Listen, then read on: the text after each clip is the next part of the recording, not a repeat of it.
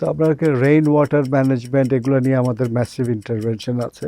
সরকার কিছু এজেন্সি যদি একসাথে কাজ করে তাহলে অনেক দ্রুত কাজ করা যাবে। পিকেএসএফে বসে কিন্তু ওয়াইড এরিয়া নেটওয়ার্কিং এর মাধ্যমে আমরা কিন্তু রিয়েল টাইমে তাদের অর্থনৈতিক কর্মকাণ্ড এবং তাদের বড়োয়ারদের ডেটাবেস এগুলো আমরা দেখতে পারি।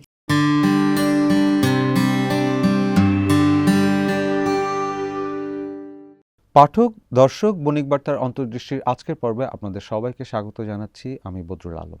আজ আমাদের সঙ্গে উপস্থিত আছেন পল্লী কর্মসহায়ক ফাউন্ডেশনের ব্যবস্থাপনা পরিচালক জনাব ফজলুল কাদের।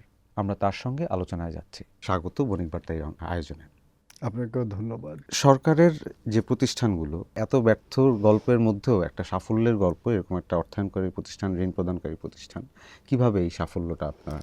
যে কোনো স্ট্রং ইনস্টিটিউশন গড়ে ওঠার জন্য প্রথম দরকার হচ্ছে স্ট্রং ইনস্টিটিউশনাল ইন্টেনশন, এবং পুরো ইমপ্লিমেন্টিং এজেন্সিতে এই ভ্যালুসটা সংক্রমিত হতে হবে। তাহলে এটা হচ্ছে মোদ্দা কথা, ইনস্টিটিউশনালাইজিং দ্য ইন্টেনশন। পিকেএসএফ এর ক্ষেত্রে যেটা হয়েছে, এটা একটা লং হিস্ট্রি আছে বাংলাদেশের এই অঞ্চলে। ব্রিটিশ আমল থেকে শুরু হয়, এত বড় জনগোষ্ঠীকে, ইন্ডাস্ট্রিয়ালাইজ সোসাইটি ছিল না আমাদের, এমপ্লয়মেন্ট করবে কিভাবে? তো একটা ছিল জায়গা, এটা 1905 সনে যে কোঅপারেটিভ অ্যাক্ট হলো, তারপর থেকে প্রায় 70 বছরের মতো কোঅপারেটিভের মাধ্যমে সেলফ এমপ্লয়মেন্টে প্রমোট করার একটা টেন্ডেন্সি সবসময় ছিল, নানা রকমের সাপোর্ট দিয়ে, যেগুলো খুব ইনস্টিটিউশনালি সাকসেসফুল হয় নাই, কিন্তু এই ইন্টেনশনটা, এই আন্ডারস্ট্যান্ডিংটা সব ধরনের সরকারে ছিল। সেলফ এমপ্লয়মেন্ট এত লোকে যাতে করে, এবং সেলফ এমপ্লয়মেন্টের মেইন সমস্যা হচ্ছে পুঁজির সংকট। এই পুঁজিটা যাতে ক্রেডিট দিয়ে তাদেরকে যোগান দেওয়া যায়। তো এটার আলোকে যখন কোঅপারেটিভগুলো আপাতত নানা কারণে খুব ফলপ্রসূ হলো না, কারণ পুয়ার এবং নন পুয়াররা দে ওয়ার মিক্সড টুগেদার, এবং তার ফলে পুরোটা এই প্রতিযোগিতা থেকে বের হয়ে যেত। 60s একটা গবেষণা হয়েছিল, 1960s, তখন ফিলোসফিক্যাল ধারণাটা ছিল গরিব মানুষ সম্পর্কে, আহারে গরিব আমি প্রায় বলি, মানে ওদের শিক্ষা নাই, দক্ষতা নাই, কাজে ওদেরকে খুবই সাবসিডাইজ রেটে লোন দিতে হবে। এবং আমরা জানি খুব বেশি সাবসিডাইজ লোনে দিলে টাকা হচ্ছে একটা স্কেয়ার্স রিসোর্স। টাকাটা যেই আপনি খুব সাবসিডাইজ করে, ইট বিকামস ভেরি লুক্রেটিভ। এটাকে স্ন্যাচ করার জন্য তখন যে প্রতিযোগিতা হয়, সেই প্রতিযোগিতায় গরিব মানুষরা পারে না। অনলি 10% লোকদের কাছে রিচ করা গিয়েছিল এই ধরনের ক্রেডিট দিয়ে। আরেকটা ছিল, এটার ব্যয়টা আয় থেকে উঠে আসতো না, এবং ডিফল্ট ছিল অনেক।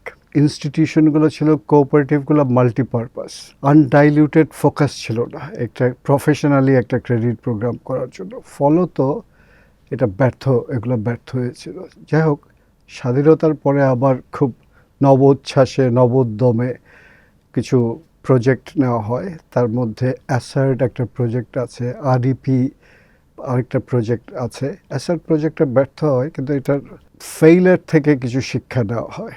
এটা চিফ রিভিউয়ার ছিলেন প্রফেসর মোহাম্মদ ইউনূস ছিলেন, এবং যখন দেখা গেল এটা ভায়াবল একটা ক্রেডিট প্রোগ্রাম করা সম্ভব, স্বসহায়ক, এটা আয় থেকে ব্যয় উঠিয়ে আনা সম্ভব, এবং ন্যাশন ওয়াইড এটাকে বিস্তৃত করা যাবে, সেই প্রেক্ষিতে 83 সনে গ্রামীণ ব্যাংক প্রথম হলো। এটা গ্লোবালি একটা আলোড়ন সৃষ্টি করলো, একটা পলিসি ইস্যু হিসাবে, যে পুয়ার পিপলরা ব্যাংকেবল, এই ধারণাটা সৃষ্টি হলো। এটা 3টা প্রপঞ্চ ছিল। এক নম্বর, যে ইনস্টিটিউশনের মাধ্যমে আমরা অর্থায়ন করব, সেই ইনস্টিটিউশনটার আনডাইলুটেড ফোকাস লাগবে on serving the poor people or low income population. এর একমাত্র ধ্যান জ্ঞান এটাই হতে হবে, যাতে করে ওখানে মানুষ ঢুকলে, একজন গরিব মানুষ ঢুকলে, সে ফ্রেন্ডলি এনভায়রনমেন্ট ফিল করে, সে ফিল করে যে কি দিস ইজ মাই ইনস্টিটিউশন।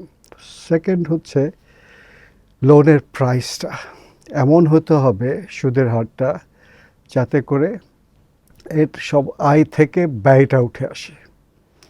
তো এটারই আয় থেকে ব্যয়টা উঠে আসে, এবং যে কাঠামোতে, ব্যবস্থাপনিক কাঠামোতে দিবে, সে কাঠামোটা পুয়ার ফ্রেন্ডলি হতে হবে।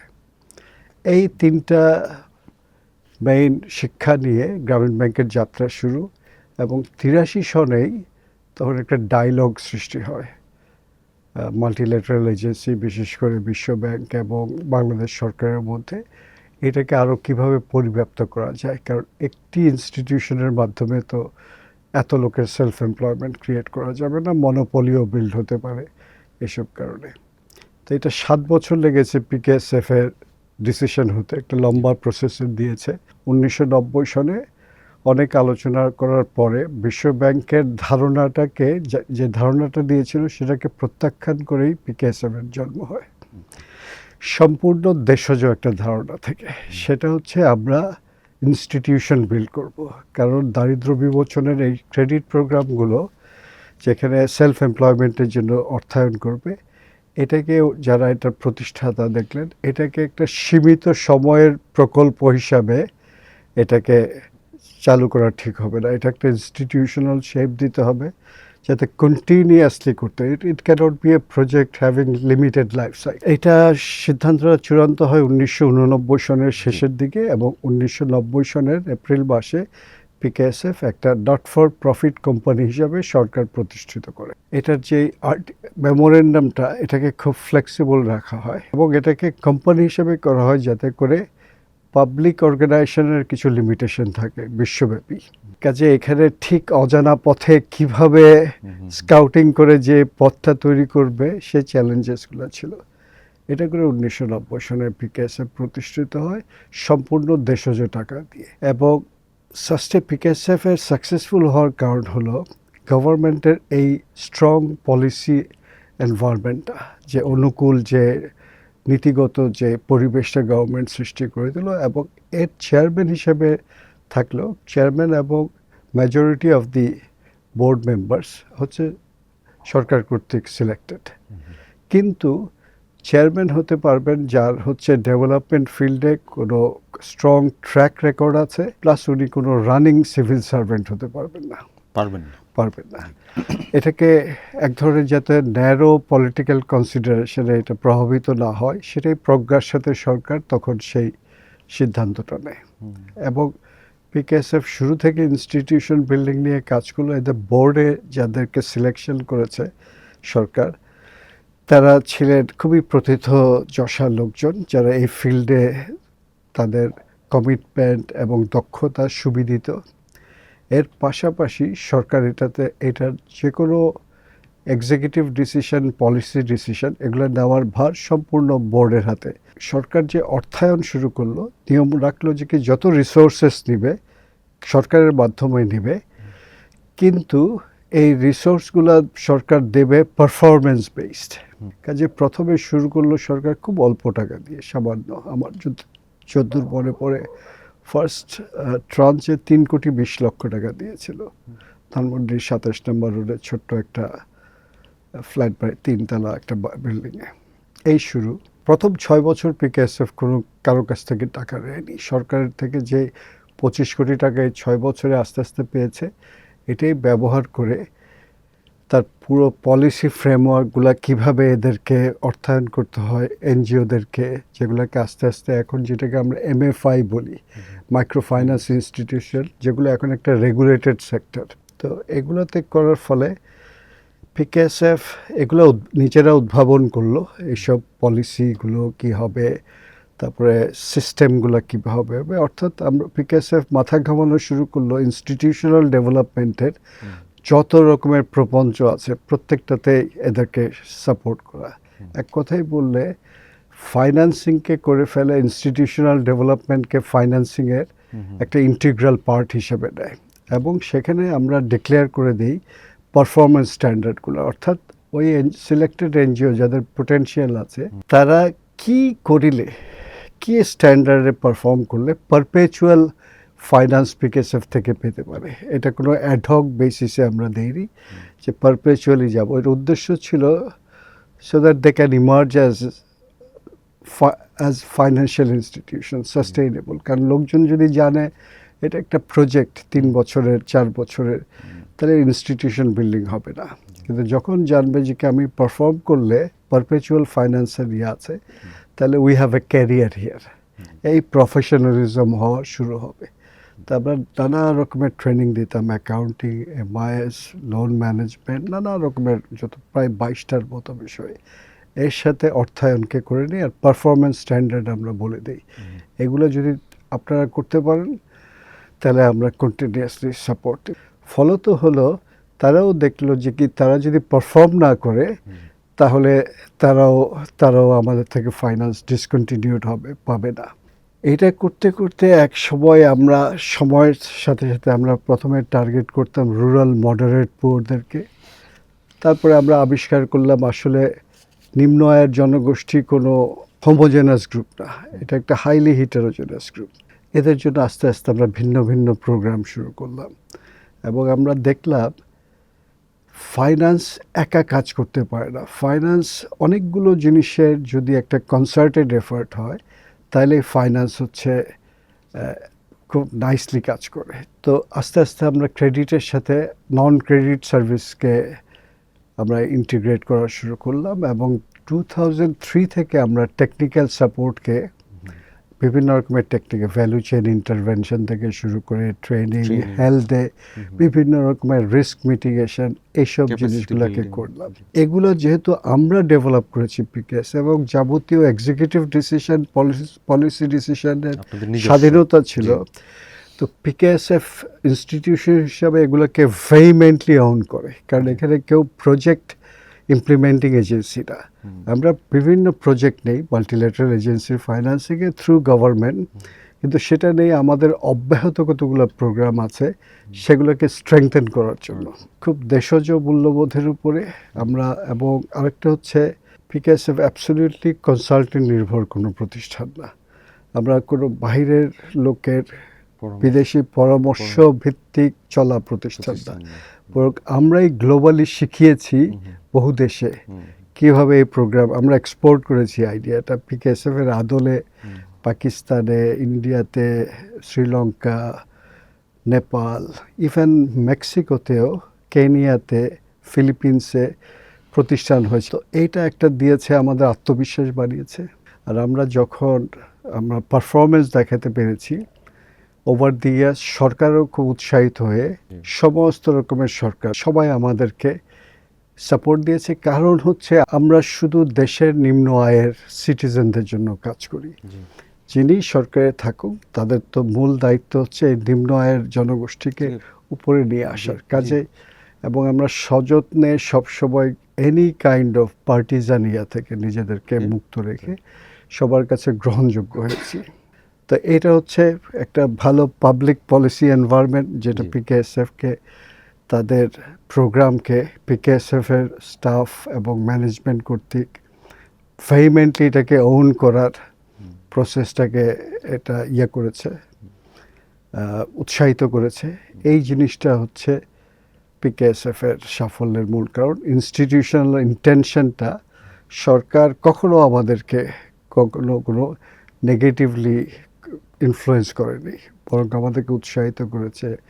আমরা অ্যাফিলিয়েটেড হচ্ছে ফাইন্যান্সিয়াল ইনস্টিটিউশনস ডিভিশনের সাথে, ফাইন্যান্স ডিপার্টমেন্টের সাথে এবং ইআরডির সাথে। আমরা সবসময় এদের থেকে অত্যন্ত অনুকূল সাপোর্ট পেয়েছি। এটা একটা কারণ হতে পারে যে এটার সাথে যেহেতু গভর্নমেন্ট এটাকে ওন করে, তো পিকেএসএফ হয়ে গেছে একটা পাবলিক প্রাইভেট পার্টনারশিপের যেন একটা বেস্ট এক্সাম্পল।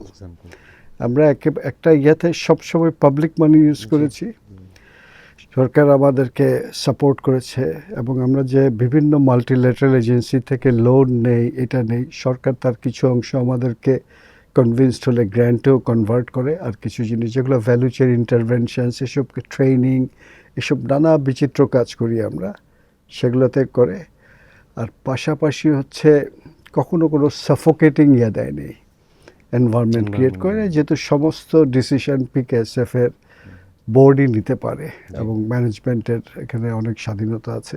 এই ধারাবাহিকতা রক্ষা করতে পারার কারণেই আপনাদের বড় স্বীকৃতি আপনারা পেয়েছেন, স্বাধীনতা পদক। আপনাদের অভিনন্দন। এই অর্জন যেমন আছে, এই স্বীকৃতির পাশাপাশি কি দায়বদ্ধতাটা আরও বেড়ে গেল? আপনি একদম ঠিক কথা বলেছেন। আমরা আরও অ্যালার্ট হয়ে গেছি যে এই যে স্বীকৃতি, দেশের সর্বোচ্চ সিভিলিয়ান অ্যাওয়ার্ড যেটা, এটা পাওয়ার ফলে এখন আমরা সবসময় একটু প্রচার বিমুখ ছিলাম নানা কৌশলগত কারণে, কিন্তু এখন আমরা একটু আরও চাচ্ছি যে কি, যেহেতু আমাদের এখন প্রায় আমাদের পার্টনার অর্গানাইজেশনদের 2,25,00,000-এর মতো একটা পরিবারকে বিভিন্ন সাপোর্ট দিই, এবং আমরা বেসিক্যালি যে অর্থগুলো ব্যবহার করি এগুলো পাবলিক মানি। সো এগুলো দিয়ে অনেক চমৎকার কাজ হচ্ছে, এগুলো পাবলিককে জানানো দরকার। স্যার, আপনাদের কি পরিমাণ প্রতিষ্ঠান আপনাদের আওতায় এখন পর্যন্ত? এখন আমাদের প্রায় অ্যাক্টিভ আছে, খুব ভালোভাবে চলছে, 200-র মতো সহযোগী সংস্থা। এদের 20,000-এর বেশি ব্রাঞ্চ আছে সারা দেশে, এবং এর মাধ্যমে তারা প্রায় 2.25 কোটি পরিবারকে অর্গানাইজ করে প্রতি সপ্তাহে এদের সাথে বসা হয়, তারা সার্ভিসেস দেয়। এবং এই সার্ভিসেসগুলোর মধ্যে মেইনলি পিলার হচ্ছে আসলে 3টা স্তম্ভের উপর এই সার্ভিসেসগুলো দেওয়া হয়। একটা হচ্ছে এমপ্লয়মেন্ট, আরেকটা হচ্ছে রিস্ক মিটিগেশন। কারণ ওই যে আমরা ছোটবেলায় অঙ্ক করেছি যে বানরের 4 হাত উঠে 3 হাত নেমে যাওয়া, তো অনেক উন্নতি আমাদের হয়, কিন্তু রিস্কের জন্য নিম্ন আয়ের লোকদের জন্য রিস্কগুলো বিয়ার করার রেজিলিয়েন্স অনেক কম, আবার নেমে যায়, নেট ওঠে হয়তো মাত্র 1 হাত। এটা যাতে না ওঠে, রিস্ক যাতে কমে ওঠে, এটার জন্য আমরা নানা রকমের কোয়াজি ইন্স্যুরেন্স থেকে শুরু করে হেলথ, ক্লাইমেট রিস্ক, এগুলোতে কাজ করি। আর থার্ড হচ্ছে ক্যাপাসিটি বাড়ানো, স্কিল ডেভেলপমেন্টের মাধ্যমে। কারণ আমরা এখন যেই যুগে প্রবেশ করেছি, আনস্কিল থাকার কোনো সুযোগ আর নাই আমাদের দেশের মানুষের। তো এগুলো করে এদেরকে নানা বৈচিত্র্যপূর্ণ সাপোর্ট আমরা দিয়ে থাকি। তারপরেও এই যে ঋণ, ক্ষুদ্র ঋণ, এই জায়গায় একটা মিথ উচ্চ সুদের শোনা যায়, সেইটা সম্পর্কে, সেটার সঙ্গে আপনি একমত কিনা? আপনার কি মতামত? একটা হচ্ছে আসলে যে কি, আমরা যখন সুদের হার উচ্চ বলি বা নিম্ন বলি, কারোর সাথে কম্পেয়ার করি আমরা। যদি আমরা কোনো লোককে বলি যে কি লম্বা, তো কার তুলনায় লম্বা? সাপোজ আমি যদি পিগমিদের দেশে যাই, আমি তো খুবই লম্বা, কিন্তু আবার আমি যদি কেনিয়াতে মাসাইদের মধ্যে যাই, আমি এখানে কিন্তু ছোটোখাটো একটা লোক। তো কার তুলনা? তো প্রায়শই যেটা তুলনা করা হয় ক্ষুদ্র ঋণের সুদের হার বেশি, কম্পেয়ার করা হয় ব্যাংকের ঋণের সাথে। অথচ দুই মার্কেট সেগমেন্টের অ্যাপল টু অ্যাপল কম্পারিজন হলো না। তো বাংলাদেশের ক্ষুদ্র ঋণের যে সুদের হার, গ্লোবালি যে প্র্যাকটিসগুলো আছে সেগুলোর তুলনায় কিন্তু কম, সবচেয়ে কম বাংলাদেশের। আরেকটা হচ্ছে সুদের হার, যেটা আমি বলেছি আহারে গরিব, এই যে ফিলোসফিক্যাল নোশন, সুদের হার কমালে কিন্তু ভেরি সাবসিডাইজ লোন দিলে প্রশ্নটা আসে, who'll bear the cost of subsidy. তো একটা যখন একটা এখন ক্ষুদ্র ঋণ হচ্ছে বাংলাদেশে একটা নেশন ওয়াইড প্রোগ্রাম, যেটা ইনক্লুসিভ ফাইন্যান্সিংয়ে খুবই গুরুত্বপূর্ণ অবদান রাখছে। এবং সেখানে যদি আপনি খুব লো প্রাইস লোন দেন, ভেরি সাবসিডাইজ, যে বিপুল সাবসিডি লাগবে, সেইটা কে দেবে? গভর্নমেন্ট যদি দেয় তখন হবে যে কি, গভর্নমেন্টকে অনেক ডেভেলপমেন্ট থেকে কাট করতে হবে। কিন্তু তার চেয়ে বড় কথা হলো, এর ফল তো আমরা 60s গবেষণায় দেখেছি, যখনই ভেরি সাবসিডাইজ দেবেন তখন এটা রিসোর্স অ্যালোকেশনে নানা ইনএফিসিয়েন্সি ক্রিয়েট করতে পারে। ইভেন তখন কনজামশন নিডের জন্য বেশি যদি ব্যবহৃত হয়, আপনি এনশিওর করতে না পারেন প্রোডাক্টিভ খাতে যাবে, তখন ইনফ্লেশন বাড়িয়ে দিতে পারে, এত বড় নেশন ওয়াইড একটা প্রোগ্রামে। কারণ এখন প্রায় প্রতি বছর 3.5 লক্ষ কোটি টাকার মতো এই বিতরণ হয় ক্ষুদ্র ঋণের, সবাই কালেকটিভলি যেটা করে মাঠ পর্যায়ে, এবং এটা বাড়ছে দিন দিন। তার মধ্যে আপনাদের অংশ আমাদের এখন হচ্ছে প্রায়, আমাদের পার্টনার অর্গানাইজেশনরা এখন প্রায় 2.25 লক্ষ কোটি টাকার মতো বছরে বিতরণ করে, এবং আউটস্ট্যান্ডিং লোন প্রায় 1 লক্ষ কোটি টাকা সহযোগী সংস্থাদের। এবং এটা কিন্তু কন্টিনিউয়াসলি বাড়ছে, আপওয়ার্ড একটা ট্রেন্ড আছে। তো এইটা কাজে এইসব যে বিবেচনা। আরেকটা হচ্ছে এটা সুপারভিশন কস্ট, যেহেতু ছোট ছোট লোন, আমি যদি একজনকে 10 লক্ষ টাকা দেই, তাকে যে সুপারভিশন কস্ট, আরেকজনকে যদি 50,000 টাকা দেই, একই কস্ট পড়ে। তো যেগুলো ছোট ছোট লোন, ফলে এটার কিন্তু এই কস্টের জন্য হাই। তো এটা নিয়ে আমাদের পরিকল্পনা হচ্ছে যে এখন যে ডিজিটাল ফাইন্যান্সিংয়ের যেই ইয়েটা এসছে, আমরা ক্ষুদ্র ঋণ দানকারী সংস্থারা এটা খুবই ভালোভাবে নিয়েছে, এগুলো নিয়ে কিছু কাজ চলছে। আশা করা যায় 2-3 বছরের ভিতরে মাইক্রো ফাইন্যান্সটা ডিজিটাল ফাইন্যান্সিংয়ে রূপান্তরিত হবে। তখন এটা এখন খুব লেবার ইন্টেন্সিভ একটা ইন্ডাস্ট্রি। এটা তখন আর কিছুটা ক্যাপিটাল ইন্টেন্সিভ হলে অনেকগুলো শুভ জিনিস ঘটবে। তার মধ্যে একটা রেট অফ ইন্টারেস্টটা কমানো ভাইবল হবে, কারণ মাইক্রোক্রেডিট রেগুলেটরি অথরিটি তারও একটা গবেষণা করেছে, দেখে যে সুপারভিশন কস্ট সব মিলে প্রায় 20%-এর নিচে, এটা 20-21%-এর নিচে এটা ভাইবল হয় না। কাজে এটা আছে, এবং এর ফলে আরেকটা জিনিস ঘটতে পারে, এটা রিসোর্স অ্যালোকেশনে প্রোডাক্টিভ খাতে টাকা যাওয়ার পরিমাণ বাড়ার দিকে একটা নাজিং করে। এটা একদিকে ওদিকে একটু গুঁতো দেয় যাতে করে ওদিকে যায়, কারণ মানুষ যখন একটু হাই প্রাইস লোন নেয় তখন ভেবে চিন্তে এটাকে খরচ করার একটা চিন্তা থাকে। এটার কিছু লিমিটেশনও আছে। আপনি ইনফ্লেশনের কথা বলছিলেন, আমাদের এই যে বর্তমানে উচ্চ মূল্যস্ফীতির বাজারে যে এই যে ক্ষুদ্র ঋণ, তা আসলে দারিদ্র্য কতটুকু দূর করতে পারছে? ক্ষুদ্র ঋণটা হচ্ছে বেসিক্যালি একটা ডেট ইনস্ট্রুমেন্ট। যে কোনো ডেট ইনস্ট্রুমেন্টের একটা লিমিটেশন। কেউ কেউ বলে, সিভিল সোসাইটির কিছু লোকজন যেভাবে এটাকে পোর্ট্রে করে, মনে হয় যে কি ডার্ক সাইড অফ ক্রেডিট, বা এটা আসলে বিষয়টা সেরকম মনে করি না আমি। এটাকে বলি যে limitation of debt instrument. Globally যে কোনো ডেট ইনস্ট্রুমেন্টের লিমিটেশনটা হচ্ছে, এটার রিস্কটা হচ্ছে রিপে করার যে সক্ষমতার জনিত যে রিস্ক থাকে, এই ঝুঁকিটা পুরোপুরি বহন করতে হয় বড়োয়ারের। আর ক্ষুদ্র ঋণের যেহেতু সুপারভিশন কস্ট হাই হওয়ার জন্য ছোট ছোট লোন, এগুলোর ক্ষুদ্র উদ্যোক্তাদেরকে রিস্ক অ্যাভার্সিভ করে তোলে। কারণ আমরা ফাইন্যান্সের একটা বেসিক প্রিন্সিপাল জানি, হায়ার প্রফিট পোটেনশিয়াল যত ইকোনমিক ভেঞ্চারের হবে, অ্যাসোসিয়েটেড রিস্কও কিন্তু বেশি হবে। তো ওরা যখন জানে যে কি সার্ভাইভালের প্রশ্ন, যদি আমি ঋণ দিয়ে হাই প্রাইস লোনটা দিয়ে যদি আমি শোধ করতে না পারি অপেক্ষা, তাহলে কিন্তু আমার খারাপ অবস্থা হবে। তখন তারা ট্রেডিশনাল অ্যাক্টিভিটিস এগুলোকে ইউজ করে, যেগুলো হচ্ছে লো রিস্ক লো রিটার্ন। এই ফাঁদে আমরা পড়ে আছি। ক্ষুদ্র ঋণের সবচেয়ে ভালো যত রকমের গবেষণা হয়েছে, তাতে একটা দেখা গেছে ওদের কনজামশন প্যাটার্ন অনেক উন্নত হয় আগের চেয়ে, এডিশনাল ইনকাম হয়। কিন্তু শর্টকামিং যেটা হচ্ছে, এর ফলে তাদের গ্রোথ পোটেনশিয়াল অর্থাৎ ক্যাপিটাল ফরমেশনের রাস্তা, কিন্তু যেহেতু ওরা রিস্কিয়ার বেটার প্রফিট পোটেনশিয়াল অ্যাক্টিভিটিসগুলো নিতে পারে না এই ধরনের ডেট ইনস্ট্রুমেন্ট দিয়ে, খুব বেশি এখানে অগ্রসর ক্যাপিটাল ফরমেশন প্রসপারিটির পথে যাওয়ার খুব সুযোগ নেই, ঘটে না। তো এটা বন্ধের ভালো একটা। আমাদের গবেষণায় দেখেছি কিছু লোক ক্ষুদ্র ঋণে যারা হাই গ্রোথ দেখিয়েছে, ওতে আগে থেকে ইকুইটি বেসটা ভালো ছিল, নিজস্ব ইকুইটিটা বেশি ছিল। তাদের দেখেছি যে কি loan as percentage of total investment হচ্ছে 10-20% পর্যন্ত মাত্র। এরা খুব ভালো করেছে। এ থেকে পিকেএসএফ এখন আমরা চিন্তা করা শুরু করেছি যাতে রিয়েলি মানুষকে প্রসপারিটির পথে নেওয়া যায়, একটা গ্রোথ হয়। আমাদের অনুপ্রেরণা হচ্ছে Chinese micro enterprise sector scale up করতে পারে, হাই কোয়ালিটি প্রোডাক্ট তৈরি করতে পারে, দেশের যে উন্নত মার্কেটের সাথে লিঙ্কড হতে পারে এবং বিদেশেও রফতানি করতে পারে। তো তার জন্য আমরা সার্টিফাইড প্রোডাক্ট তৈরি করা শুরু করেছি। নানা রকমের গ্র্যান্ট এবং লোনের মিক্স করে একটা ব্লেন্ডিং করেছি, এবং এগুলো খুব ভালো কাজ করছে। প্রায় আমরা 350-র বেশি এরকম ভ্যালু চেইনে ইন্টারভেন করেছি। তার ফলে পুরো ভ্যালু চেইনের মাঝখানে আছে মাইক্রো এন্টারপ্রাইজটা। তো এটা অনেকটা ব্যাকওয়ার্ড লিঙ্কেজ আর ফরওয়ার্ড লিঙ্কেজে যদি কোনো প্রতিবন্ধকতা থাকে, তাহলে হার্ট কিন্তু ভালো মতো কাজ করতে পারে না। তো আমরা প্রতিবন্ধকতাগুলো দূর করে দিলে দেখেছি তখন ভ্যালু চেইনের সবাই উপকৃত হয় এবং মাইক্রো এন্টারপ্রাইজটা গ্রো করতে পারে।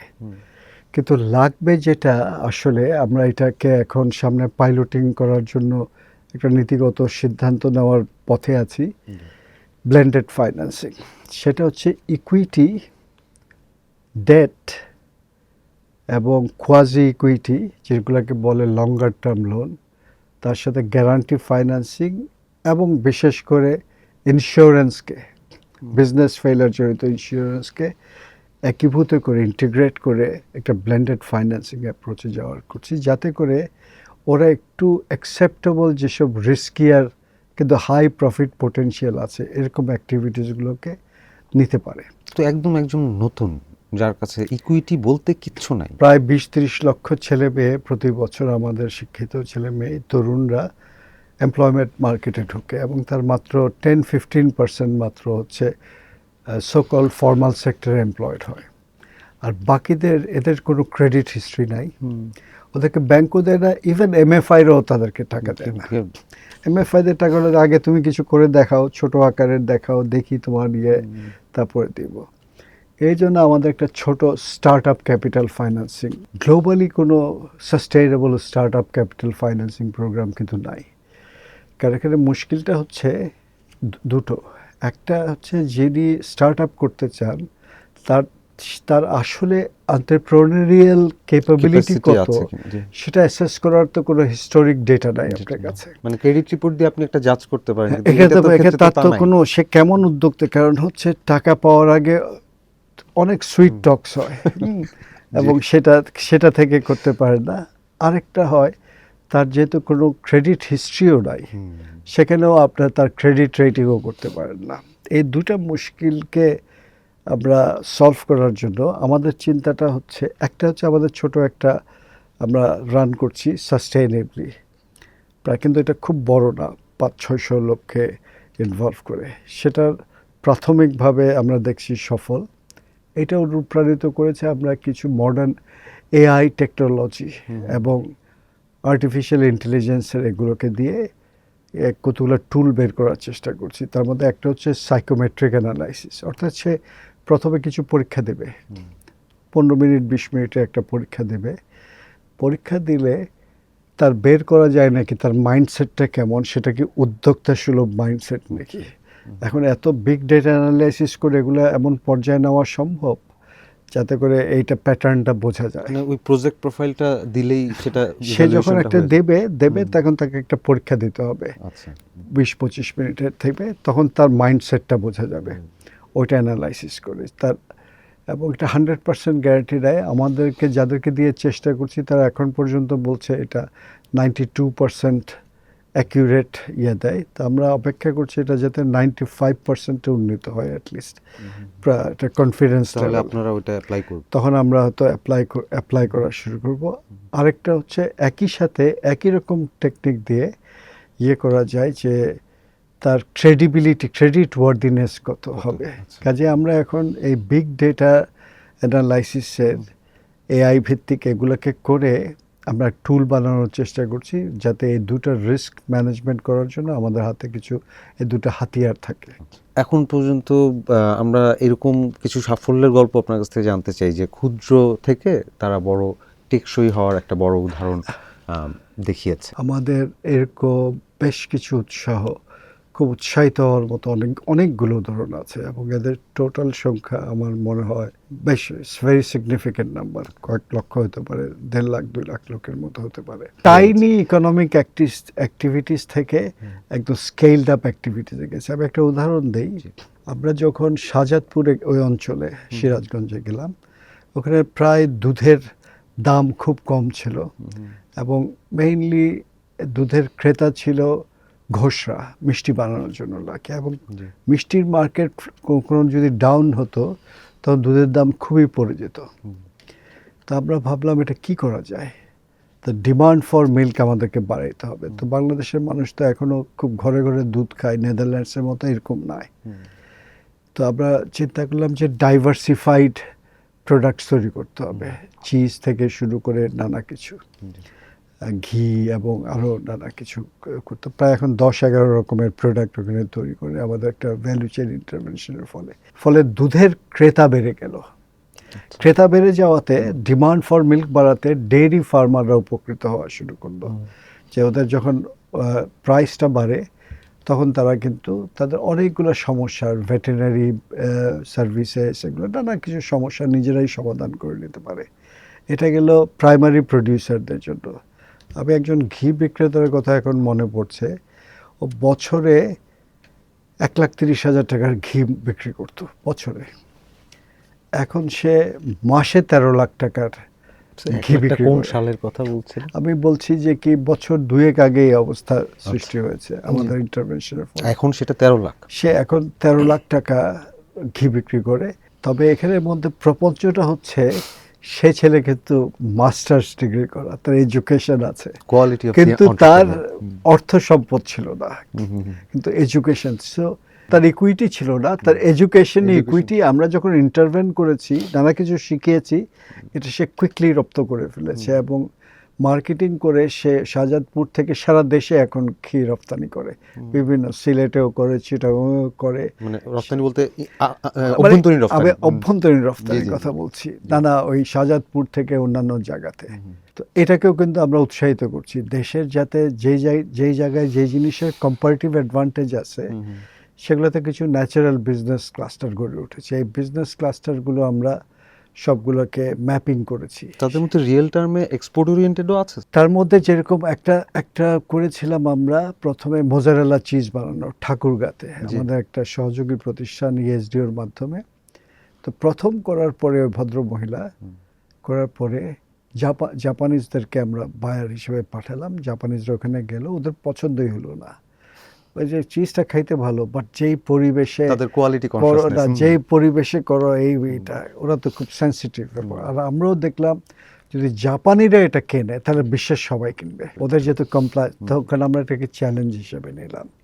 আপনাদের ভালো লাগবে হয়তো জেনে, মোজারেলা চিজ এখন বাংলাদেশ থেকে বেশ কয়েকটা দেশে রপ্তানি হয় এবং আমরা ওখানে যেটা করি, একটা বিজনেস সলিউশন দেওয়ার চেষ্টা করি।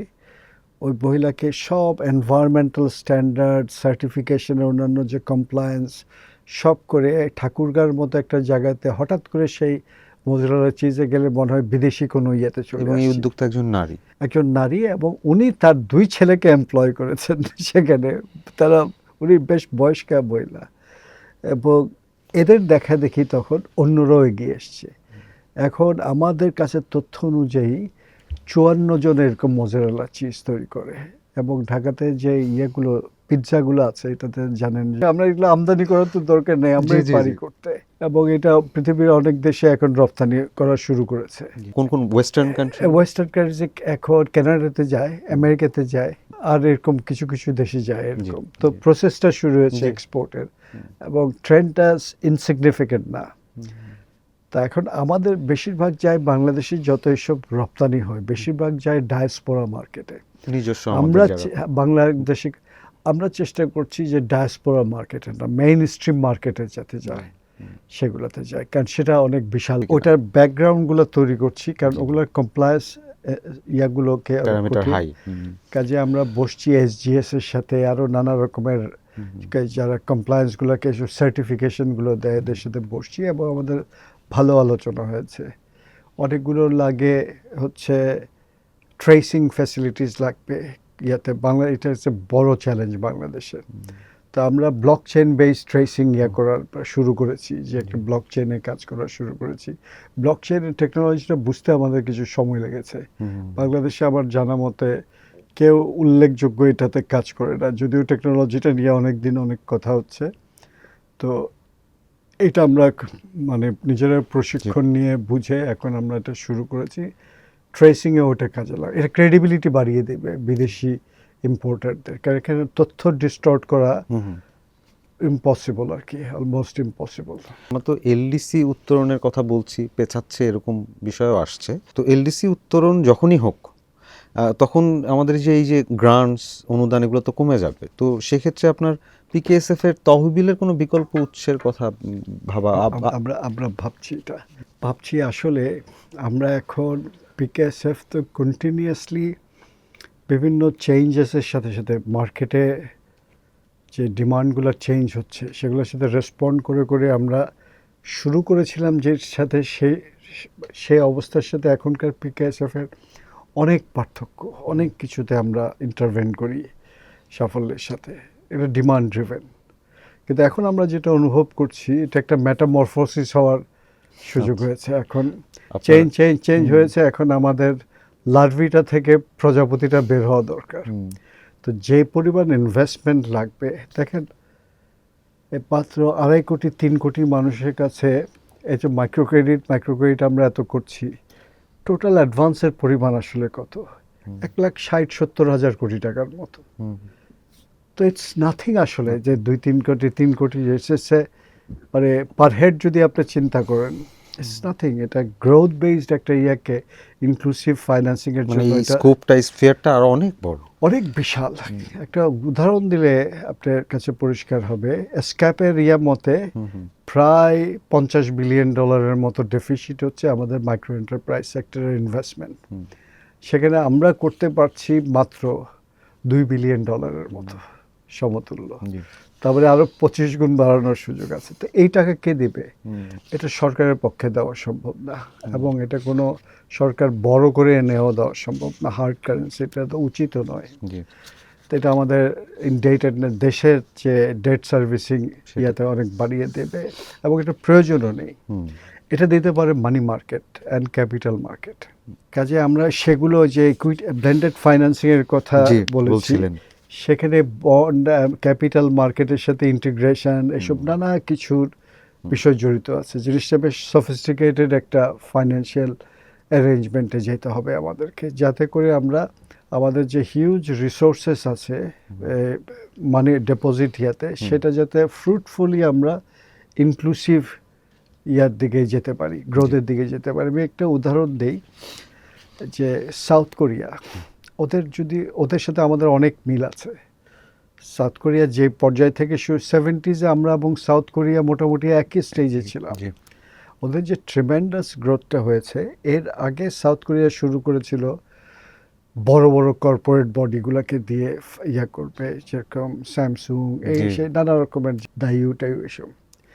ওরা কিন্তু এই মোডালিটি থেকে পাবলিক পলিসি চেঞ্জ করে ফেলেছে, কারণ এটা কয়েকটা বড় কর্পোরেট বডির ফেইলারের পরে, এবং এটা রিস্কি, মনোপলি তৈরি হয়, বেস্ট ইউজ অফ মানে বেস্ট রিসোর্স অ্যালোকেশন হয় না এখানে, এবং এমপ্লয়মেন্টও ওভাবে ক্রিয়েটেড হয় না, অলিগার্কিয়া হয়, এগুলো সবাই সুবিদিত জানেন। এবং একটা বড় ইয়ার ফেইলার, এটা কিন্তু রিপল এফেক্ট পড়ে অনেক বড় হয়। ওরা কিন্তু ওদের ন্যাশনাল পলিসি থেকে আজ থেকে 25-30 বছর আগেই নিয়েছে সিদ্ধান্ত, এসএমই উইল বি দেয়ার মূল গ্রোথ ইঞ্জিন।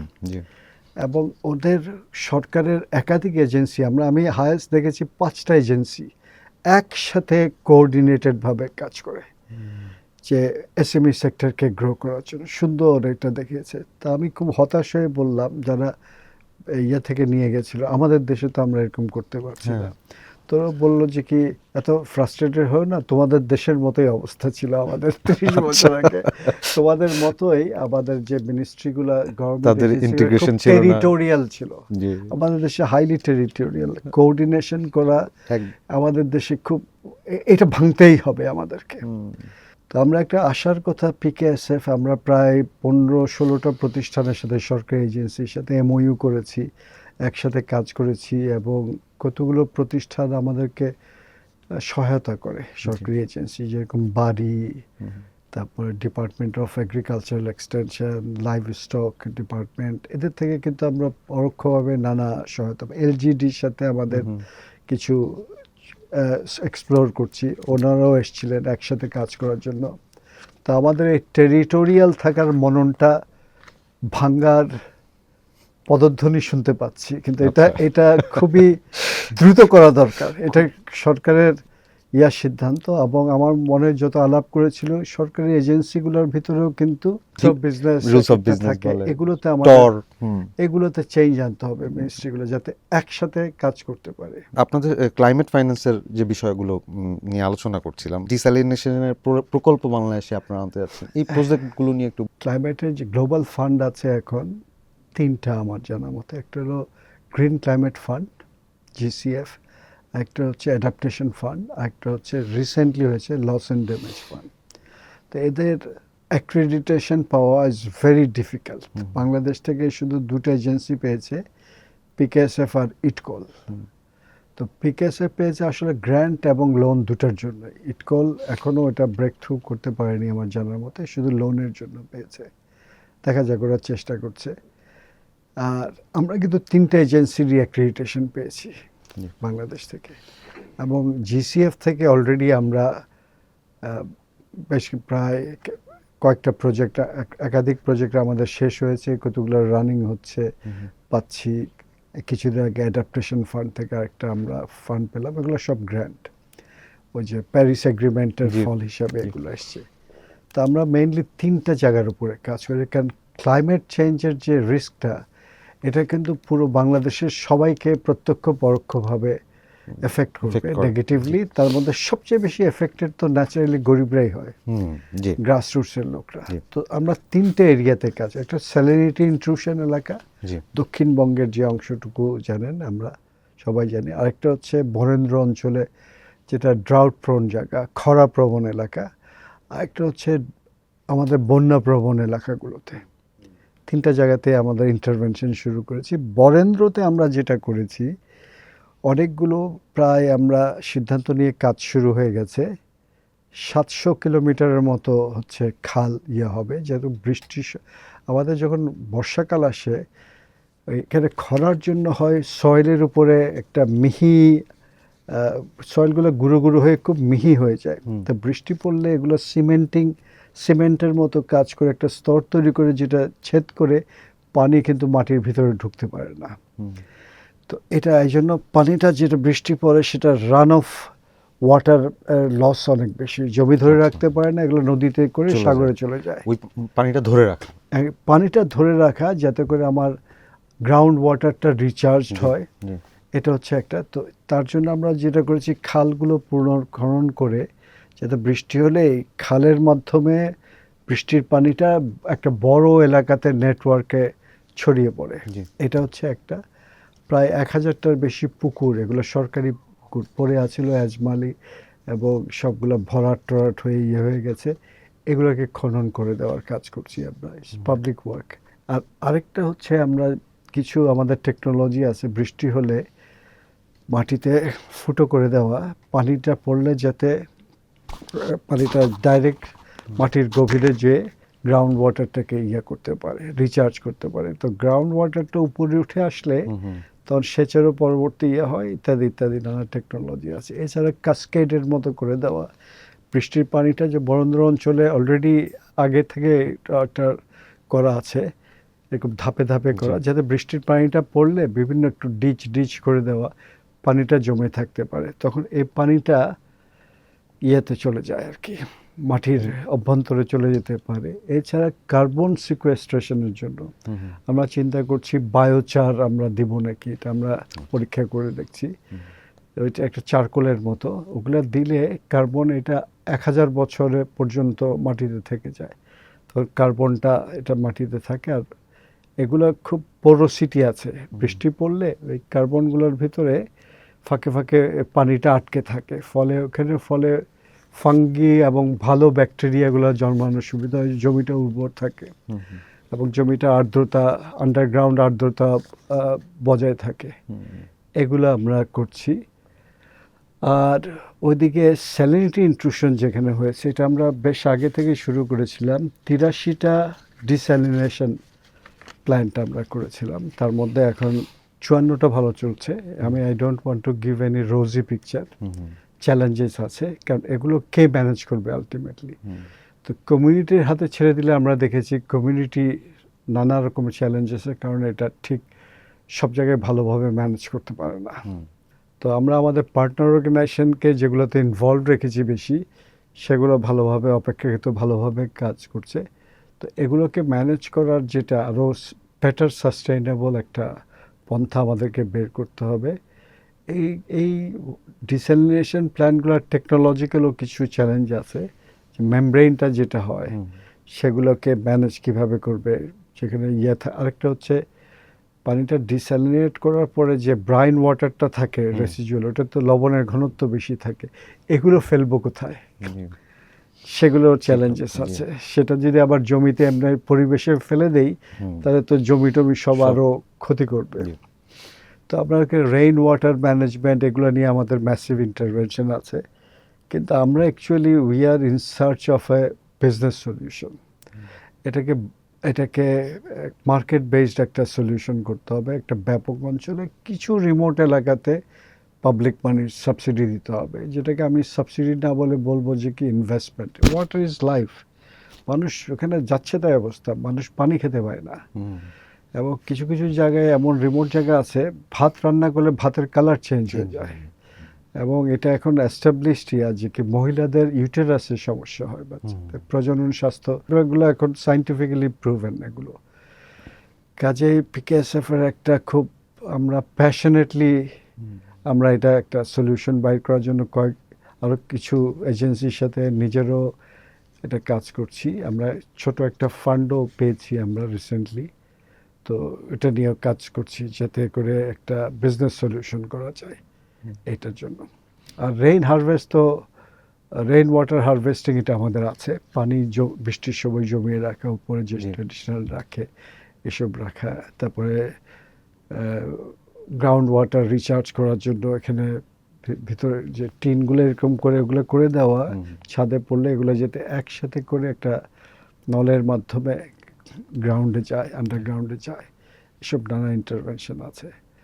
আর যেটা করেছি আমরা প্রায় 40,000 ভিটেকে প্লাবন এলাকা, ভালনারেবল এলাকাতে 40,000 ভিটেকে আমরা প্লাবনের যে বিপদসীমা তার থেকে উপরে আমরা করে দিয়েছি, উঁচু করে দিয়েছি। এক একটা ভিটাতে গড়ে 3 থেকে 5টা ফ্যামিলি থাকে।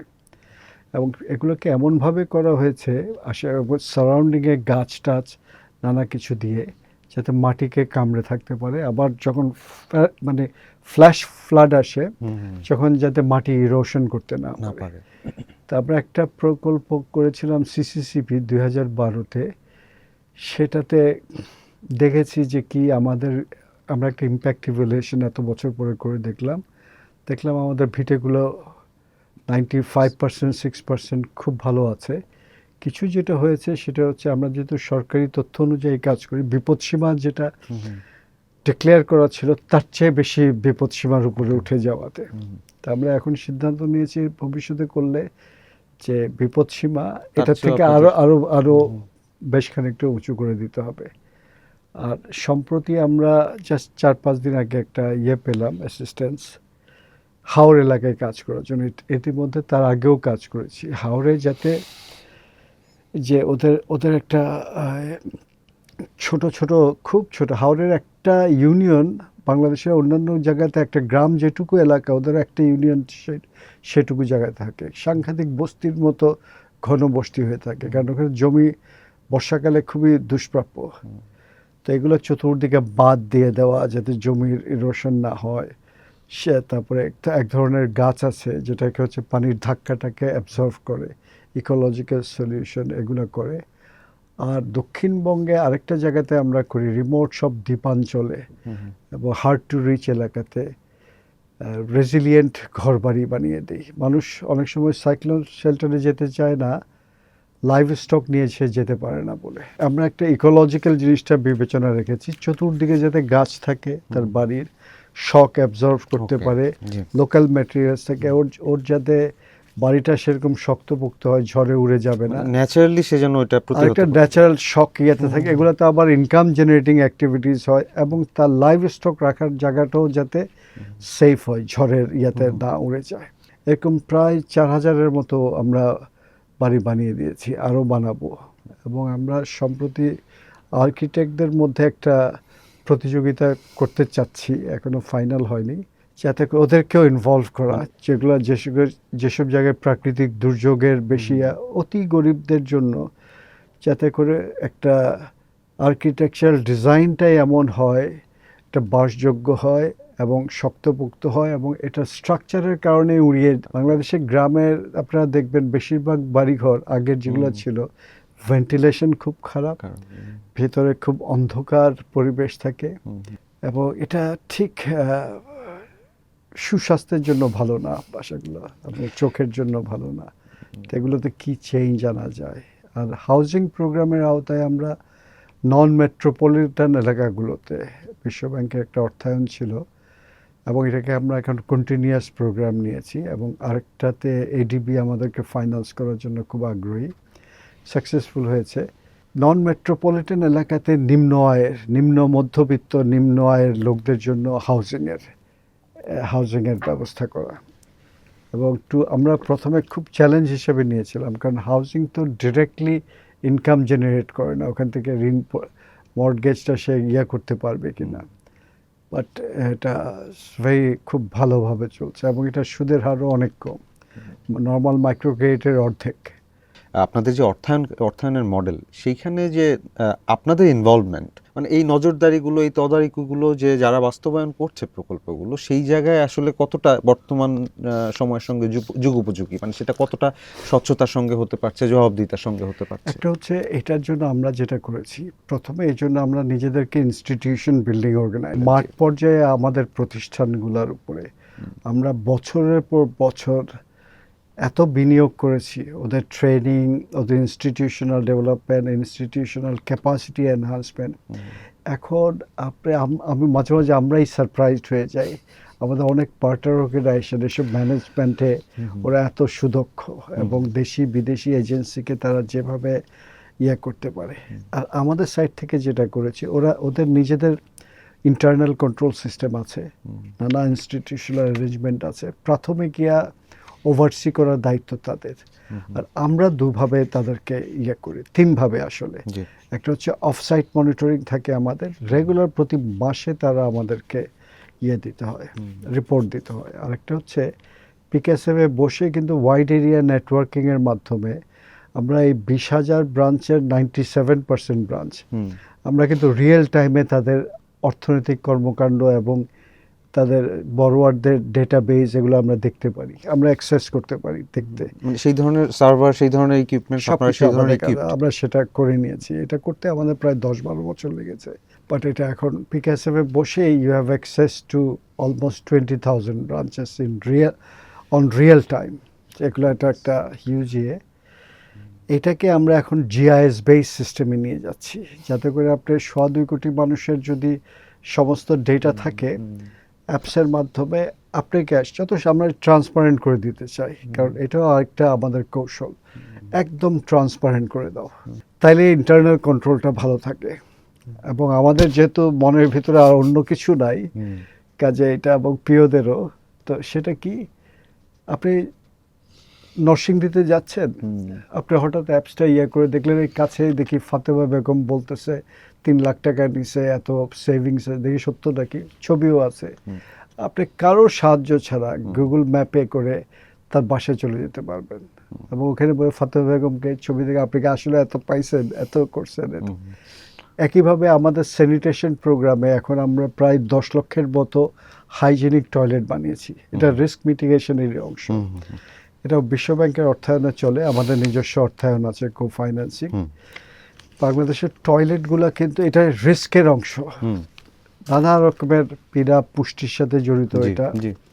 এবং বাংলাদেশে ম্যালনিউট্রিশনের হার কিন্তু কমা শুরু করলেও এটা এখনও অনেক বেশি, আনএক্সেপ্টেবল লেভেলে। তো এগুলোতে আমরা ইন্টারভেন করি, তার মধ্যে একটা স্যানিটেশনের মাধ্যমে। তো আমরা সেকেন্ড জেনারেশন, থার্ড জেনারেশন টয়লেটে চলে যাচ্ছি। আপনি গ্রামে গেলে অনেক গরিব মানুষের আপনি এখন ইংলিশ কমোডও দেখবেন। এবং এটা এখন আমরা একটা প্রকোষ্ঠের ভিতরে, বদ্ধ প্রকোষ্ঠের বদলে এটাকে যাতে একটা উইমেন ফ্রেন্ডলি হয়, ঘরের পাশে হয় এবং হাইজেনিক স্যানিটেশনের প্রায় অনেকগুলো শর্ত আছে, এটা যাতে পুকুর বা গ্রাউন্ড ওয়াটারকে পলিউট না করে, এগুলো সব বজায় রেখেই প্রায় 10 লক্ষের মতো পরিবারকে দিয়েছি। এবং প্রত্যেকটা গুলোকে আমরা যেটা করেছি, এর আগে এটা পাইলট করেছিলাম, যে পাইলটে আমরা যে 80,000 করেছিলাম টয়লেট, প্রত্যেকটার জিআইএস লোকেশন আছে, টয়লেটগুলো আসলেই হয়েছে কিনা। এবং কারো সাহায্য ছাড়া আমরা যেতে পারি, যে দেখতে পারি আসলে টয়লেট হয়েছে কিনা। কাজে পার্টনার অর্গানাইজেশন বা ওদের সাথে যুক্ত লোকরাও থাকে। যে আরেকটা হলো, একটা ভালো কালচার করেছি আমরা, যেহেতু আমরা তাদেরকে কোনো করাপশন ছাড়া টাকা দেয়। It is very important. পিকেএসএফের নিচে একটা ডিক্লারেশন আছে যে আমার প্রতিষ্ঠান করাপশন ফ্রি। এটা পিকেএসএফে কখনো নানা সবার এটা দৃঢ় আস্থা জন্মাচ্ছে, এটাকে আমরা আপহোল্ড করতে চাই। তো যখন আমরা করাপশন ফ্রিভাবে একটা সোশ্যাল কজের জন্য অর্থায়ন করি এবং তাতে অ্যাডিকুয়েট ইনসেন্টিভ থাকে, তখন যারা সহযোগী প্রতিষ্ঠান তারাও এই দেশেরই মানুষ, ও তাদের মধ্যে একটা নৈতিক তখন দায়িত্ব চলে আসে। আমরা এটাকে ক্যাপিটালাইজ করি, করে একটা ভালো মূল্যবোধের একটা প্রাতিষ্ঠানিক কাঠামো হয়েছে যে 200 অর্গানাইজেশনের 20-22 ব্রাঞ্চ।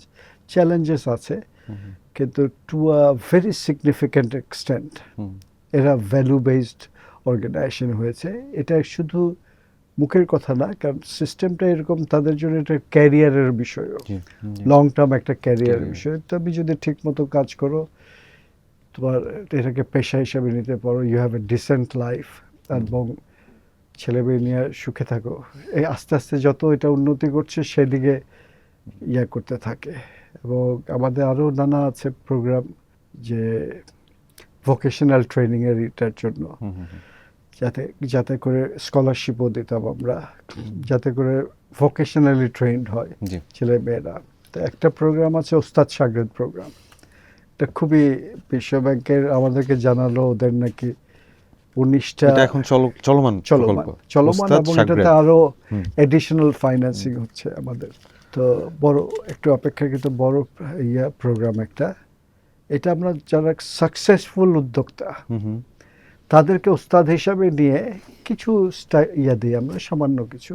এই সাকসেসফুল উদ্যোক্তাদের ধরন কিরকম, কি ধরনের সক্ষমতা? সাকসেসফুল ক্ষেত্রে আমাদের একটা নির্দিষ্ট ক্রাইটেরিয়া আছে। যারা সাকসেসফুল মানে তার ব্যবসাপাতি খুব ভালো চলছে, কারখানা আছে, এটা আছে, সে একজন সফল উদ্যোক্তার যে ক্রাইটেরিয়া থাকে আছে। তার সাথে অ্যাপ্রেন্টিস হিসাবে এদেরকে ছেলে মেয়েদেরকে আমরা অ্যাটাচ করে দিই, এবং তারা এখানে ট্রেনিং। বাংলাদেশে মজার ব্যাপার হচ্ছে আমাদের অনেক লোক আনএমপ্লয়েড, কিন্তু দক্ষ লোকের প্রচণ্ড অভাব। তো ওস্তাদরা যখন এখান থেকে ট্রেনিং দেওয়ার পরে এদের 73%ই ওস্তাদদের এন্টারপ্রাইজে অ্যাবজর্ভড হয়ে যায়। ওকে, আচ্ছা। আর প্লাস আরেকটা সুযোগ রেখেছি আমরা, যে এরা যদি নিজস্ব কিছুদিন চাকরি করার পরে নিজেই যদি একটা উদ্যোগ নিতে চায়, তাহলে তার জন্য ফাইন্যান্স আমাদের রেডি।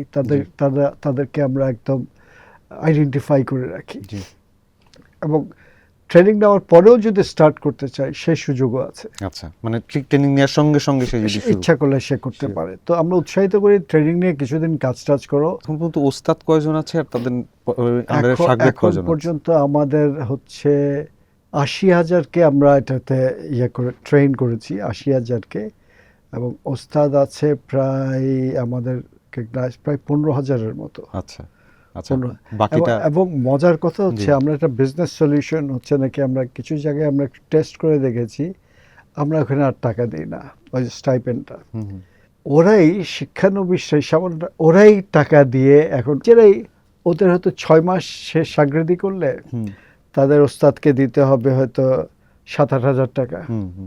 সে শিক্ষানবিশ হিসাবে থাকে, ওস্তাদ তাকে যে শেখায়, সময় ব্যয় করে, ইত্যাদি ইত্যাদি।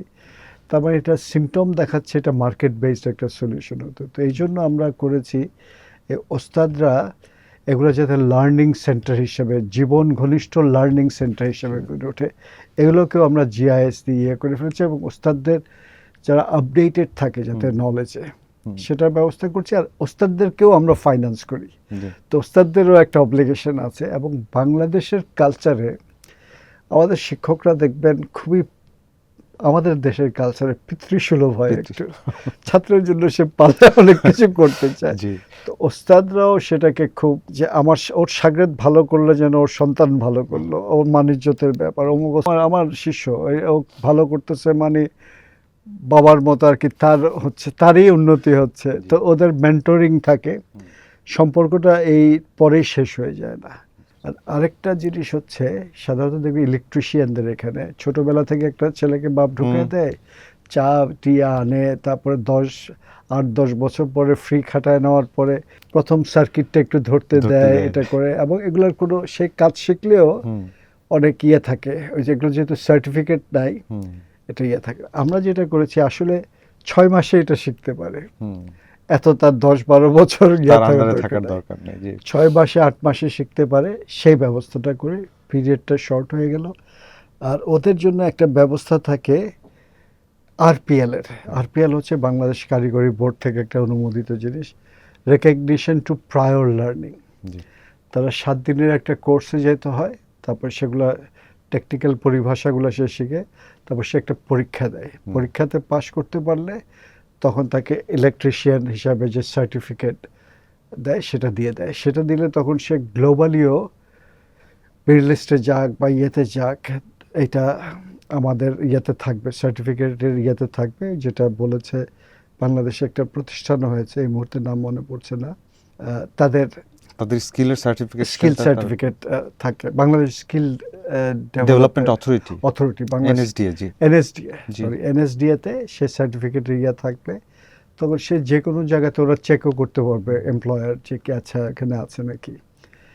তো এই সুযোগগুলা, জি, অর্থাৎ আমরা সুযোগগুলা খুলে দিচ্ছি জি। লোকজনের একে।